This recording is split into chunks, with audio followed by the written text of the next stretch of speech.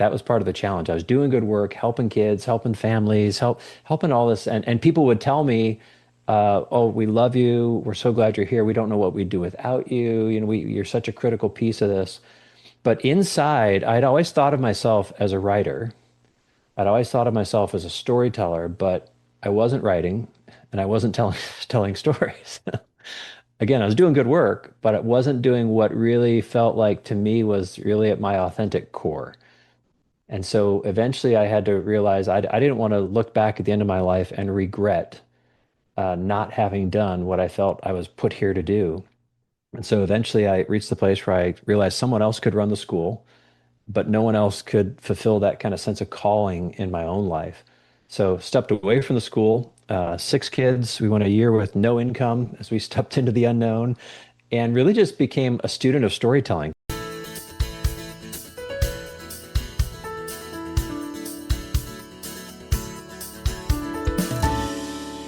Hello, and welcome to episode 259 of the Quiet and Strong podcast, especially for introverts. I'm your host, David Hall, the creator of quietandstrong.com. This is a weekly podcast dedicated to understanding the strengths and needs of introverts, along with strategies for success. Introversion is not something to fix, but to be embraced. Normally, we will air each episode on a Monday. Be sure to subscribe on your favorite platform, leave a review or rating. That would mean a lot to me and also help others find the show. Tell a friend about the podcast and help get the word out there that introversion is a beautiful thing. Bill Blankschaen is the founder and chief story architect of StoryBuilders, a creative team of storytellers who share his passion for helping people live a story worth telling them with excellence and genuine high trust relationships. StoryBuilders tell stories that make the world a better place by creating compelling books and learning experiences that turn ideas into greater impact, influence, and income. A multiple times and USA Today best-selling writer, Bill and his team work with a variety of influencers like John C. Maxwell and Maxwell Leadership, Kevin Harrington from Shark Tank, Lewis Howes, Dean Graziosi, Michael Hyatt, Zig Ziglar and family, Jeff Allen, Jason Wilson, entrepreneurs, corporate leaders, business coaches and consultants, political figures, cultural voices, athletes, comedians, fitness gurus, psychologists, and even faith leaders at some of the largest churches in America. The books, resources, and experiences they have created have already impacted millions of people, and they're just getting started. All right. Well, welcome to the Quiet and Strong podcast, Bill. Bill, it's so good to have you on today. Good to be here, David. I heard we were having like this really outlandish, crazy party, and everybody's going to be yelling and talking. So I'm like, I don't want to go to that. Yeah, yeah, So I yeah. came here instead. Yeah, yeah. All right. We're going to get into the book that your latest book, Bill, but you're also a fellow introvert, and you're Sure. on the Quiet and Strong podcast. So tell us a little bit about that. Like, when did you figure out that you were an introvert? Well, that's a great question. I remember something happened when I was I don't know, teenager, preteen. I was actually in a car with one of my teachers going somewhere. And, when you're in a car or anything like that, a lot of people feel like they need to fill the silence with words. We got to say something to fill the silence. And there was a time that we didn't talk and we just drove in silence. And he called it out afterwards. He said, never be afraid to just be silent and think. You don't have to fill the world with speech and noise all the time. He said, in fact, it's a sign of a strong relationship when you don't feel like you have to fill the noise. You can just let the silence be there and you can think. And that was one of the earliest times that I realized, oh, actually, I do prefer to just be silent and think in a lot of those circumstances. And I often found myself wondering, why won't that person shut up? Why are they still talking? They're not really saying anything, in my opinion. So I think that was an early time. And then I think for all my life, I've always been a reader, an avid reader. Just I could suck up books. Marcus Buckingham in his Strength Finder evaluation, one of the themes that he talks about is input. And that's one of my strength themes, as I discovered, was this theme of input. So, I was a crazy kid who was reading the cereal box 5 times every morning, even though I'd read it before. I just keep reading it, reading it, reading it.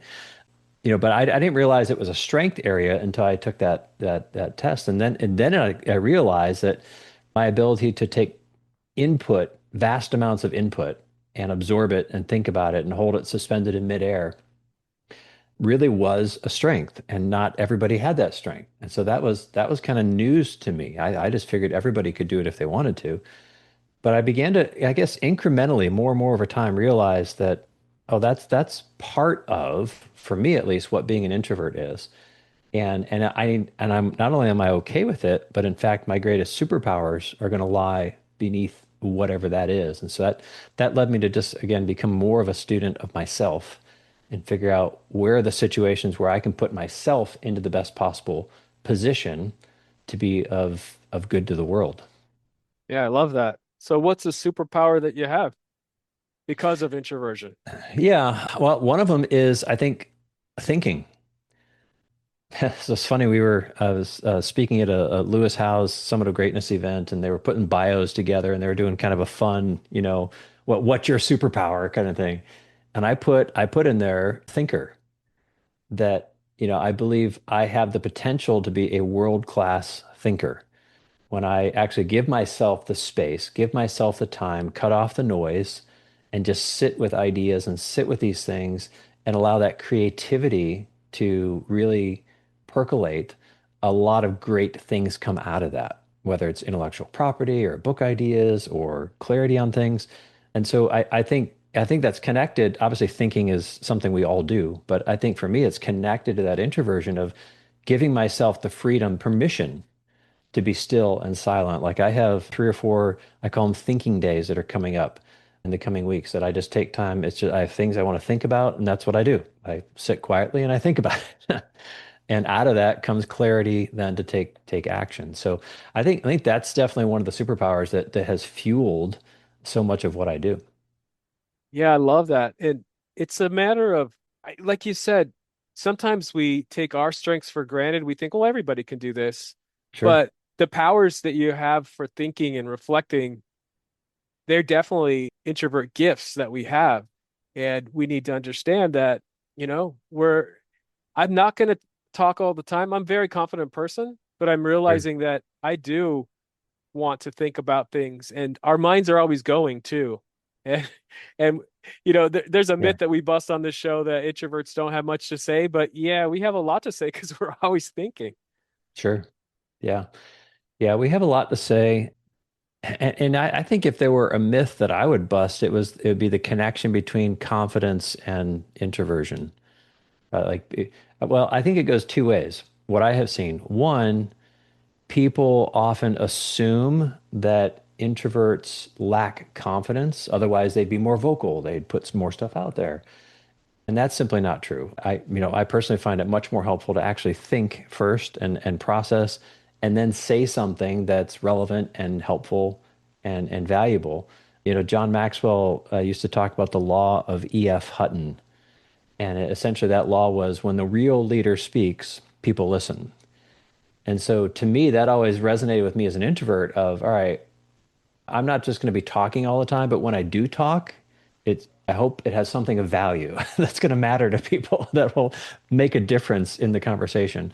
And I think people who know me have given me that feedback before, like, well, you don't talk a lot, but when you do talk, it's really good and we want to hear it and it matters to us. The other side of that myth, though, I think, is this idea that if someone isn't talking, then they must be thinking deep thoughts. They must have a lot of wisdom. They must really be, intelligent. And I have found equally that might be true, but also might not be true. Right, right, right, right. They might indeed just be somebody that might be an extrovert that's lacking confidence. I mean, so I think all of it kind of goes past, you got to work past the labels and actually get to know people. And some of that just takes time, right? There is no quick shortcut of, oh, you're an introvert, therefore all these 45 things are true about you. Well, Right. maybe 12 are, maybe 13 are. I mean, it just kind of depends on the person and their personality. Yeah. And it's so we have many different personality traits and factors. I focus on introversion and extroversion because there's so much misunderstanding. Sure. But, as we get to know each other, Bill, I'm sure we would have a lot in common, but then there'd be other gifts. Like you mentioned, you have input in the strengths finder, Clifton Strengths. That's not one of Yep. my top Yep. five, and Right, so right, we right. have, I'm going to have a different top five. Yeah. Also on the E.F. Hutton thing, that's where the name of this show came from. Not E.F. Hutton, but just like you said, sometimes people say to me, like somebody told me, you are quiet and strong. Mm, Basically saying you're not talking a lot, but when you talk, people listen. And that's where the name of the show came from, just like the old yeah. EF Yeah. commercial. Yeah, I had, yeah, exactly. I had somebody tell me not long ago who were just getting to know me. We were at an event and they said, I just sense you have like the wisdom of Solomon. And as I reflect, first I was flattered, but then as I reflected, I was like, well, maybe I do, maybe I don't. You don't really know yet. So I wouldn't jump to that conclusion yet. I'd be a little more cautious before going there. All So right. We're preconceptions can always get us in trouble. I will say this though. I think one of the things that really helped me move from introversion as more shyness to introversion and confident was, I spent 10, maybe 12 years in retail. Right. So retail, small business retail, interacting with people constantly. And I think that helped me quite a bit to understand, all right, even if I don't, as an introvert, feel like interacting with people, it helped me develop the learned behaviors of how do I engage with people anyways and still not get totally depleted and still maintain that introversion. So I think some of it for me just comes through the hard, 10 or 12 years of actually being day to day interacting with people. You have to interact with people in retail and still, trying to protect that ability to think and all the other stuff that goes with introversion and recharge. I mean, that's really what to me introversion is really about. How do you recharge? Yeah, And maintaining that. I need quiet time. I need my own thinking time to recharge. yeah. And with all that, it's we can be wildly successful, but our path to success may look different from an extroverted friend or colleague. Sure. So, Bill, we're going to talk about your book about story. Tell Yeah. us your story. How did you get to the place where you're doing this work you're doing today?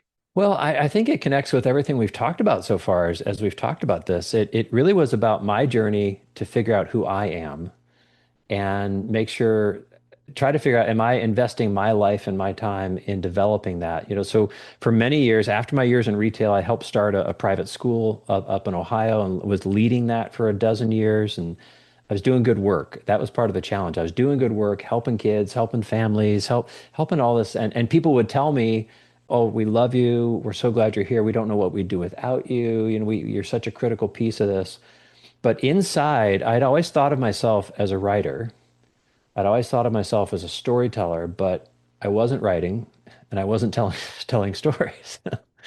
Again, I was doing good work, but it wasn't doing what really felt like to me was really at my authentic core. And so eventually I had to realize I didn't want to look back at the end of my life and regret not having done what I felt I was put here to do.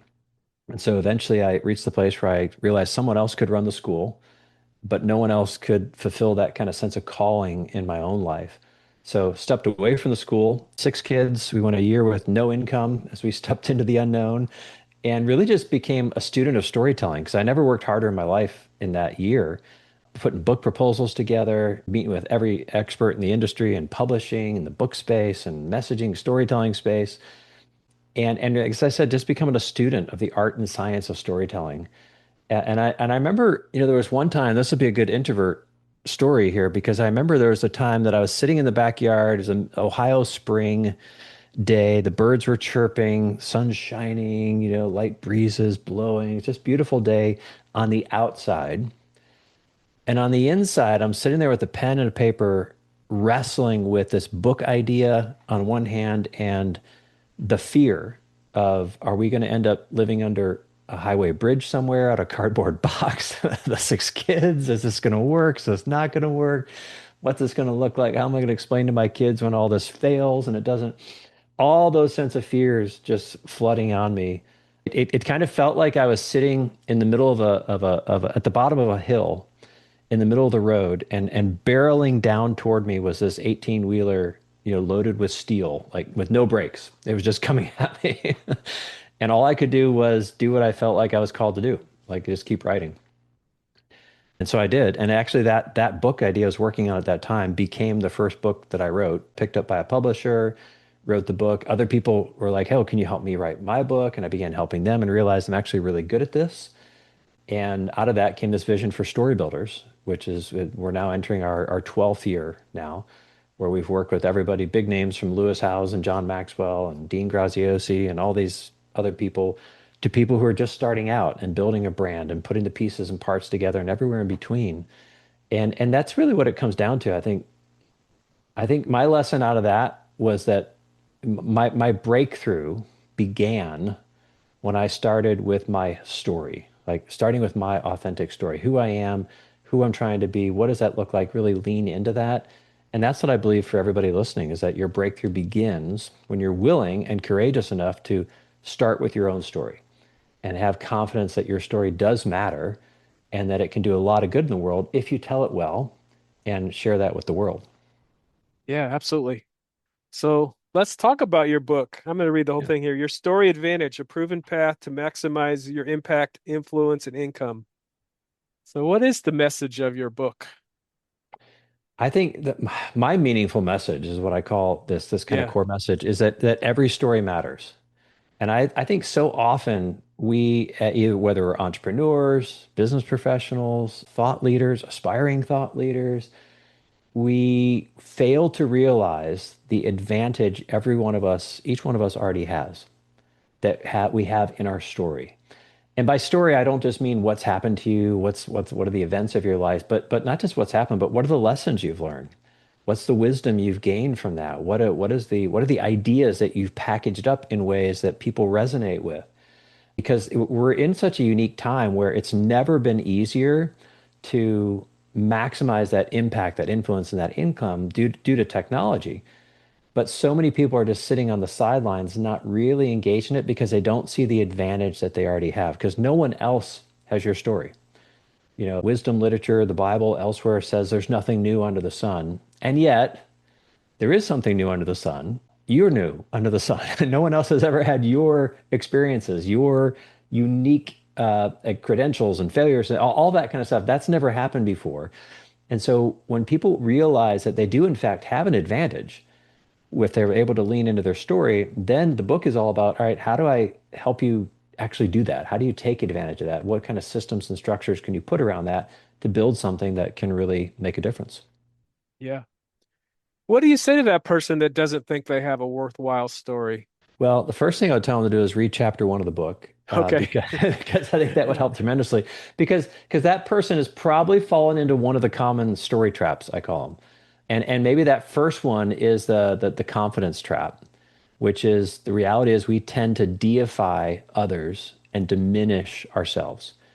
And I think a lot of people fall into that. We think, oh, David, well, man, his story is crazy. It's just the wow. Of course, he's got a story to tell, but me, I don't have a story. I don't have anything.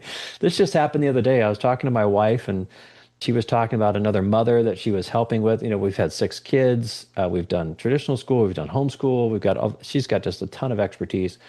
And this other friend of hers had a situation, and my wife just immediately said, "Oh, hey, you need to think about this and this," and dumped this expertise on her. And I stopped her and I said, that's your story advantage right there. You just shared expertise. You aren't even conscious that you have it, and it just comes pouring out of you. So I think that happens a lot when we think of, oh, other people have it, I don't. And then there are moments when we actually use it and people realize, oh, that has great value to me. I'm so glad you shared that. I think sometimes we think if my story doesn't appeal to everyone, then it's no good for anyone. And in fact, it's just the opposite. The more focused you get in your story, the more it's going to resonate powerfully with certain people and not with everybody else. And that's okay, right? Because you're not, if you try to appeal to everyone, you'll appeal to no one. So I think one of the first things then is the confidence trap. Just having the confidence to share it. And that kind of connects with the normalcy trap, which is we tend to dismiss the value of our story because it's normal to us, because we know it. It feels, well, of course, other people have the ability to do this or they have this expertise, but they don't. And they're actually looking for it. And in many cases, they're willing and able to pay for it. Yeah. So you talk about this in the book as well. You could set out to make a book that everybody would read, but that's not really going to be the reality, you know? Sure. How do we find our audience? Well, there's a whole process that I go through in the book, but I think the ideal audience, let me borrow from what I call the ideal audience question. This is a fundamental question that I encourage everybody at the beginning of any book project, at the beginning of their brand story, anything like that, they need to ask this question. And that is, who really needs to hear what I have to say? And I think it might be helpful to think about it as three expanding circles, right? So the circle at the center, think of that as the core audience. Those are the people who, think about these are the people who live on my street, as it were. They're like my neighbors. They're really close to me. But then there are other people that I call the secondary audience. Those are people, maybe they're in your neighborhood. They're, maybe a couple streets away or a few blocks away. They're sort of in the neighborhood, but they're not really your neighbors, but they're nearby. And then there's the general audience, which is like, all right, everywhere else in the city, that's where those people are. And I think a lot of people start with, my audience is the city. Instead of thinking, no, I gotta niche down. And not even just my neighborhood. I need to figure out the neighborhood, but then who are the people that are actually on my street? Who are the people that I really want to connect with, that are going to connect powerfully with me? And they fail to realize that by doing that, they actually accelerate and expand the potential for their connection to more people. They actually get deeper connections and more powerful transformation can take place. And those people then will tell other people who will tell other people, and you see that impact expanding. So I think the ideal audience, finding your audience, really that component of it begins there. There's more to the process to figuring it out exactly. In fact, I would back up. I think it really begins with figuring out what your meaningful message is first, what the message is you want to share, and then who is the audience that will really resonate with that. Okay. Do you have anything more to say about finding your meaningful message? Well, I think a lot of people know it already. I give some practical guidance in the book about how to do this, but the meaningful message is what you're really passionate about. It's something that matters, that makes a difference to the world. Like I said, my meaningful message is every story matters. And that isn't something that I just woke up and one day and was like, oh, there it is. It just dropped from heaven into my notebook or something like that. It develops over time, but I do think there's a process to go through. I actually take people through a process in my Your Story Advantage Academy, which is a whole course that supports the book. Take them through a whole process where they can really sort through that and figure it out. But I think a lot of us already know it. And we've had other people tell us they already know. I mean, that you're a great example of this, David. You've had people tell you who you are as an introvert, and you've actually named the podcast after that, right? And Yeah. so you have a passion about this, right? It's something that I would imagine, based on your own story, if we were to unpack your story, there's one or several events in your life that were really key pivot points that opened you up to this message, and you've seen the power of it, and you want other people to feel the power of it. And what that means too is that not everybody's going to resonate with the message that you put out there. Some people are going to listen to your podcast, be like, "This is boring, man. I want I want to party. Let's do something." But other people are going to be, "Ah, finally, somebody gets me." Those are the people living in your neighborhood, as it were, right? So, yeah, I think meaningful message is often much simpler than we try to make it be because we're often thinking, is it meaningful to someone else rather than is it meaningful to me? Yeah. What other steps do you walk through with somebody has their meaningful message? How do you then turn it into a book or other content? Well, we have our storytelling structure that we use for crafting any content, but I would say when we work on a book with somebody, so there's several foundational questions that we walk people through. So why don't we just walk through some of them right now? That'll be, I think, helpful for people. The first one we call the story focus question. The story focus question is, and this really isn't just for a book. This could be used in a keynote. This could be used in a podcast. This could be used in whatever content you're trying to create. But essentially, the story focus question is, hey, if someone were to read your book or keynote or podcast, if someone were to read your book and then forget 99% of everything that they just read, they close the cover, they walk away, blank slate, it's all gone, except for one thing. one thing stuck with them. They walked away, their lives were different in this one way. What would you want that one thing to be? And it's almost uncanny when I've asked people that question. It often doesn't take much thought for them to think, oh, one thing, oh, that would have to be this. If they forget everything, like when I talk about, every story matters, right? That to me, that comes naturally. But, if we talk about my own book, Your Story Advantage, right? I'd want it to be, well, yet you in fact have an advantage, and that breakthrough begins when you lean into that advantage. And that's the power of it, begins to unpack that. So I think that's the first question, the story focus question. What's the one thing? Second question is the ideal audience question. We already talked about that, how to find your ideal audience. The third question is we call it the story strategy question. And the story strategy question encourages people to take a couple steps back. Often people get so excited about, I want to write a book, or I want to do this, I want to do that. They want to act, act, act. And maybe this is where the introversion comes in. I don't know, David, but Mhm. I encourage people, all right, step back and ask this question. How does this book fit within the bigger picture of what you're trying to build? This is kind of a callback to Stephen Covey's begin with the end in mind, right? Of let's take a step back and where are we going with this and how does this fit? Because sometimes it doesn't. And people need to realize maybe you shouldn't be writing a book about this because you don't really have a plan for it. But understanding that strategy, so if you get clear on that one thing, that becomes your spear point. You get clear on who you're talking to, that becomes your focus. Put those together. Now you have a bigger strategy that you're putting in place. And that sets people up for another foundational question, which is the coffee shop question. The coffee shop question is such a powerful question. It really gets at to the idea of intellectual property. And as an introvert, I light up at this idea because this is all about how do you monetize ideas that you have. Your intellectual property, you could really begin to get at it by asking the coffee shop question, which is, hey, if I were to meet with you, let's just, David, if I were to meet with you, if I were to come to you, or no, you were to meet with me, and you were helping me solve the problem that you helped solve, what steps would you take me through in order to do that? What would that conversation look like? We just met up for coffee. We're just hanging out. It's very casual. How would you help me solve whatever problem it is that you naturally solve? And what I have found is that when you frame it that way, people realize I've already been doing this in conversations I've already had. I've already been guiding people through a process or steps, or these are the principles you need to understand, or this is how you do what you do. And they begin to do that. And what they need to do at that stage is just get it out, like just dump it all out there. Don't try to organize it or make it fancy or pretty. Just share what is it that you go through with people. And that is, I think, the beginning of that intellectual property. It's also the beginning of the core content of a book. It's the beginning of the core content of a message, any of those things that they go through. So that's some of the core foundational questions. And of course, in the book, we walk you at a deeper level through all of that. Yeah. And of course, it could be a book. It could be a book and a lot of other things. What are all the platforms that this can apply to?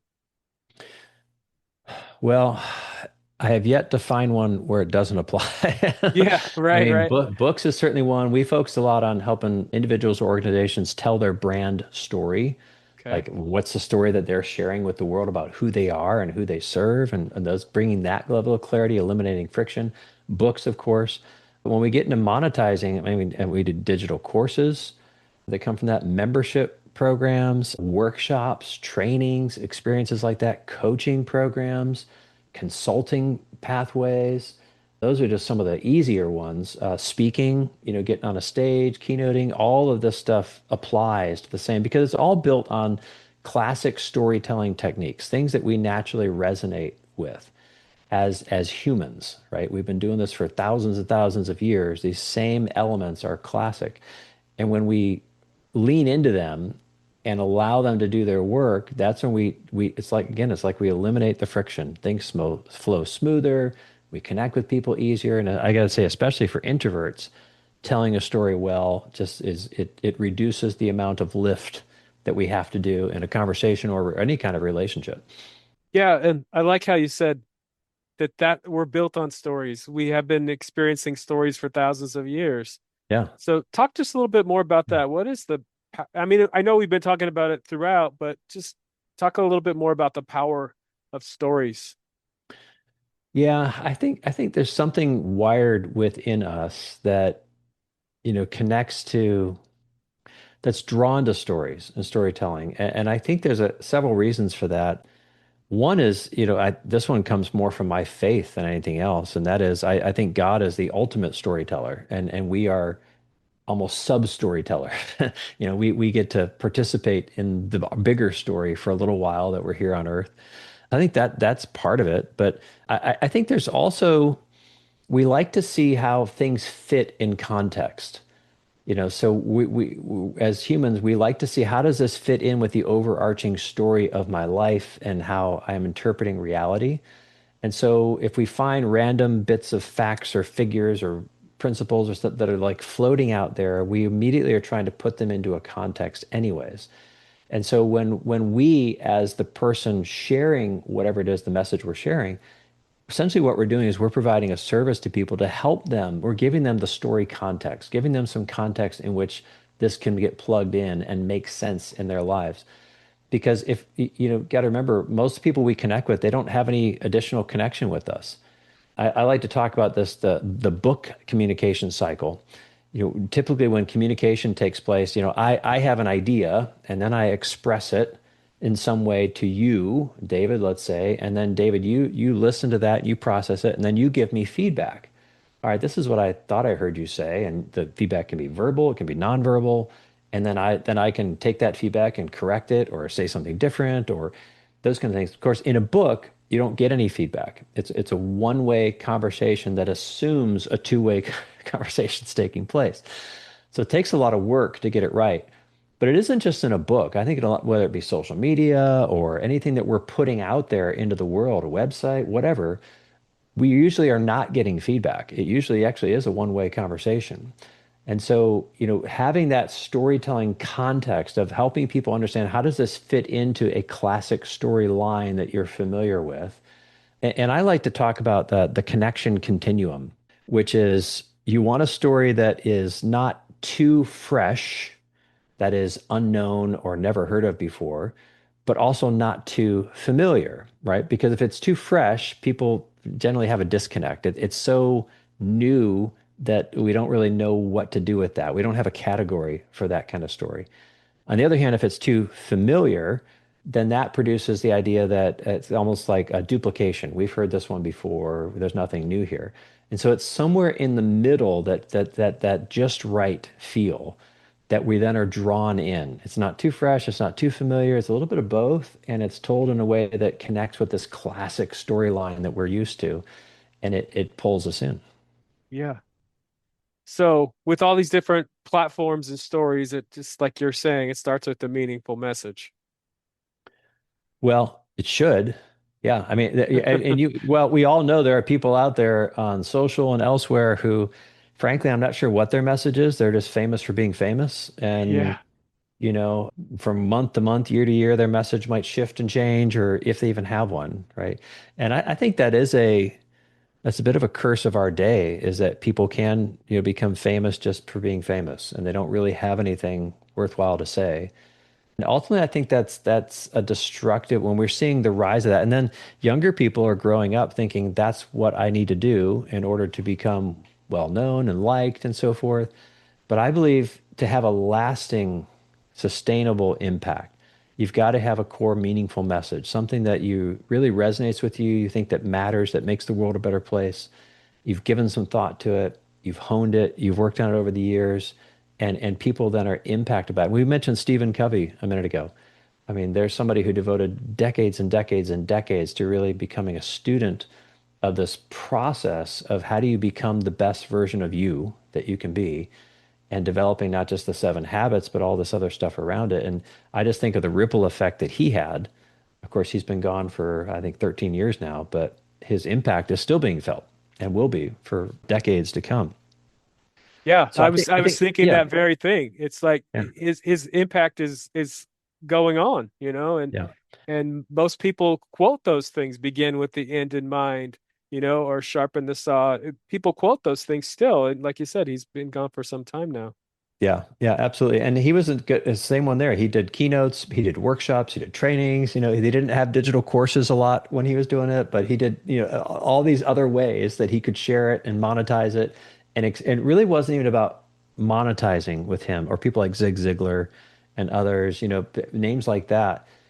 They were more wired about impact. How do I have the greatest impact? And I do believe that when you focus on how do you have the greatest impact, how do I serve the most people, the money will take care of itself. And not accidentally, but when you really have a heart for impact, others are drawn to you that then resonate with that heart for impact. And they're able to, I think that's when you're really able to make a difference and lean into that. That's why I always begin with that meaningful message. Yeah, absolutely. So, Bill, I told you before we hit record, I've really been enjoying your book. And for the listeners out there, the audiobook is well done also. So, what else do you want to say about your book that we haven't covered already? I would say, as well as there's a chapter toward the end that really is about almost like the secret sauce to all this. And it's somewhat built on my own experience, building all this for the last 12, 13 years. One of the things that I have learned is that if you want to elevate, you must collaborate. And often, especially as introverts, I think we tend to think I can do it myself or I need to do it myself because we're so focused inward. I think we have to intentionally focus, allow others to speak into it and depend on others to get it done. But anything worth doing is going to take a team. It's going to take other people with expertise. And I've seen this happen a lot where people have a meaningful message, but then they try to do everything themselves and they can only go so far. They bump up against that leadership lid, as Maxwell called it. And so that's one of the big things I would say, and I have a whole chapter on it of the value of it and how to do it and who you need to do it and all that kind of stuff. But I think that to me is the biggest game changer of if you want to 10x instead of 2x, as Ben Hardy and Sullivan say, if you want to 10x instead of 2x, you've got to elevate by collaboration. It's through collaboration. It's finding people who can help you go to the next level because it's hard to often visualize the elevation that's possible through collaboration until you collaborate and begin to see, oh, we could go higher than I ever thought we could go by working with someone else in doing or someone's else and to do these things that I want to do. So I would say that's one of the ones that's most easily overlooked.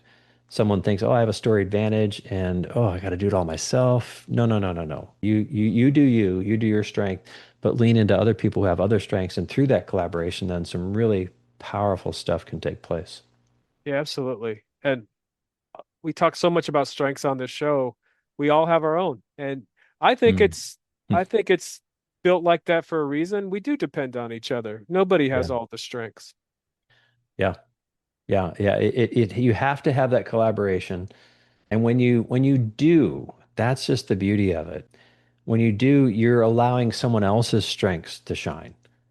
Right. And by the way, I want to be clear. I think I even say this in the book. It isn't like just bring somebody on and then forget about them and let them do whatever they want to do. No, no, no. That doesn't relieve us of the responsibility in leading and coordinating all that. But it opens up possibilities for to reach new heights that we never even imagined were possible with our story. Yeah. Bill, this has been a wonderful and inspiring conversation. Where can people find out more about you and your book and the work that you do? Yeah, well, I mean, the book, yourstoryadvantage.com is they can go there or anywhere good books are sold and get a copy of the book. We've also got a ton of bonuses though at yourstoryadvantage.com that are all free. So they can get a whole bunch of things there that will help in all this efforts, including a number of free resources that are some great tools for them. But if they want to have a conversation, frankly, about, hey, I've got a book or I've got a story I'm trying to tell or develop my personal brand or anything like that, they can just go to mystorybuilders.com/story, mystorybuilders.com/story, and just book time to talk to us. There's no obligation or pressure. I mean, we're all a bunch of introverts over here, so we love stories. We'd love to be able to talk with them. And of course, they can always visit us at mystorybuilders.com and find out more about who we are and what we do. Sounds great. Thanks again, Bill. Oh, you're very welcome, David. My pleasure. Thank you so much for joining me. I appreciate you. I hope you take the time to explore other episodes and learn from other amazing guests. Remember, if you're interested in getting to know yourself better, there is now a free Type Finder personality assessment on the Quiet and Strong website. This free assessment will give you a brief report, including the four-letter Myers-Briggs code. I'll add a link in the show notes. And I'd love to connect with you. Reach out at david@quietandstrong.com or check out the quietandstrong.com website, which includes blog posts and links to social media for Quiet and Strong and much more. Send me topics or guests you would like to see on the show. So many great things about being an introvert, and so we need those to be understood. Get to know your introverted strengths and needs and be strong.